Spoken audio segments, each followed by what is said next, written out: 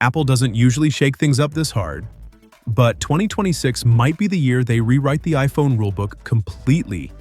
We're not just talking about faster chips or better cameras this time. Apple is changing when iPhones launch, which models come first, and yes, finally stepping into foldables. And once you see how this lineup is planned, it actually explains a lot about where Apple thinks the iPhone is heading next. Here's how it's expected to play out. The iPhone 18 family is shaping up to be massive. You've got the regular iPhone 18, a cheaper iPhone 18e, the iPhone 18 Pro, and Pro Max, an updated iPhone Air, and then the big wildcard, Apple's first ever foldable iPhone.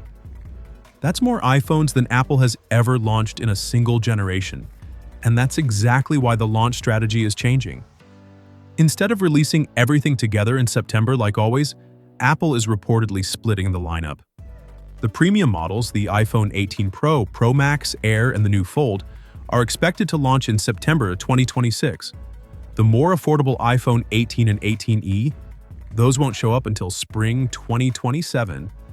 In other words, if you want a new iPhone in the usual fall window, you'll need to pay flagship money.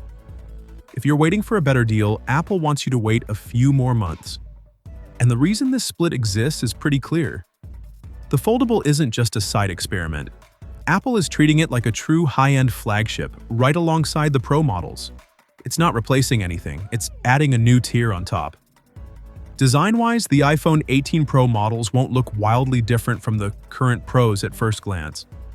Same flat sides, same triple camera setup, same general layout. But there are subtle changes. The back glass is rumored to be more unified with the frame, ditching the two-tone look for something cleaner.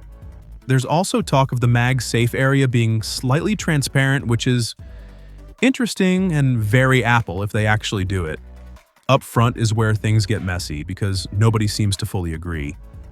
Apple is testing under-display Face ID, and depending on how far they've pushed that tech by 2026, the front of the phone could look very different. Best case scenario? All the Face ID hardware moves under the display, leaving just a tiny hole-punch camera and no dynamic island at all. More conservative leaks say only part of the system goes under the screen, which would mean a smaller dynamic island instead of removing it completely. There's even a rumor that the dynamic island could move to the top left corner, which would be a bold choice. If you had to bet right now, a smaller dynamic island seems like the safest outcome. Some leaks suggest it could be over 30% narrower than the current one, which would still be a noticeable upgrade without Apple taking a huge risk. The Pro Max is also expected to get thicker and heavier, potentially over 240 grams. That would make it the heaviest iPhone ever, and while that sounds bad on paper, it usually means bigger batteries and better thermals. Apple doesn't add weight unless it's getting something in return. Camera upgrades are another big focus this year.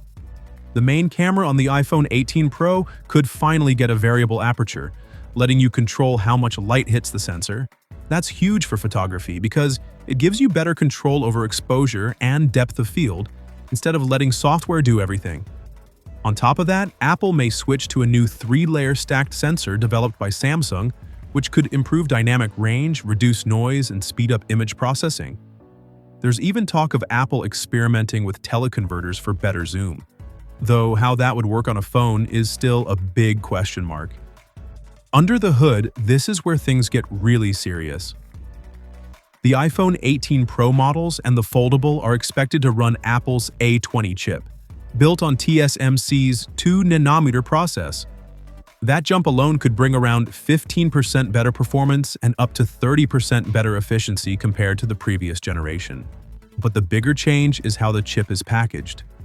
Apple may integrate RAM directly onto the same wafer as the CPU and GPU, which could improve performance, boost Apple Intelligence tasks, save space inside the phone, and even help battery life. The downside? Cost. 2nm chips are expensive, way more expensive than current ones.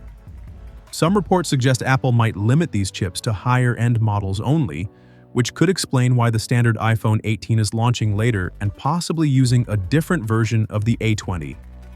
Connectivity is also getting an upgrade with Apple's next-gen C2 modem.